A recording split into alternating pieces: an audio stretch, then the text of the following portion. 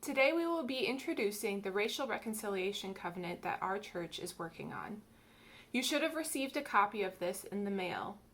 If you have questions either about the covenant itself or about this video, Rachel will be hosting a Zoom session on Monday night to answer those questions. Please look on our website for more information. Hi Centennial, I'm Amy Hostetler with the Centennial for Racial Justice team. I'm here today with Dana Neuhauser, a minister of public witness at New City Church, a United Methodist Church plant in Minneapolis. She also works with the Minnesota Annual Conference on Racial Justice and Cultural Competency. Dana, how did you get involved with the racial reconciliation movement? So, how did I get involved? Well, I got involved actually with the Minnesota Annual Conference Commission on Religion and Race. And I joined the team in around 2015. And the commission is related to the General Commission on Religion and Race.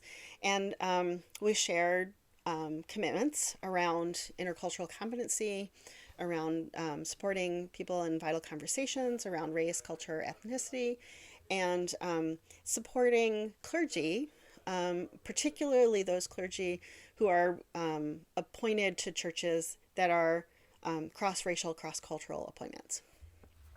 So how do we support one another in all of these areas? And so the commission has been doing this work for a long time, long before I got involved. But it was following the murder of Philando Castile in 2016 that the commission really started to feel this sense of a sense of call to do more explicitly to equip people for anti-racism work. So equipping individuals, but particularly equipping congregations to do this work. And,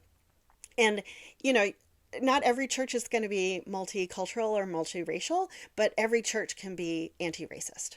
And so we started trying to propose a process and put some ideas in place. So in 2019, at the annual conference gathering, we were able to issue an intentional invitation to congregations who wanted to join the movement. What is the racial reconciliation movement? Well, it's a process. It's an invitation to a journey, really. We invite congregations to commit through a covenant to commit publicly to continued work of anti-racism. And that will involve education, that will involve advocacy, that will involve relationships, and then the work of assessment, so figuring out where you're starting, and then working with the coach to figure out where you want to go and how to get there. There are coaches available who work with congregations to really ask questions and think about where the particular focus you want to have at this moment to equip congregations to keep moving on the journey, knowing that this is lifelong and iterative work. How do churches in Minnesota get involved with the racial reconciliation movement? We encourage and invite all congregations to join the movement. First, you can go to the Minnesota Annual Conference website and just see the materials and get the overview of the process. And then you're invited to reach out.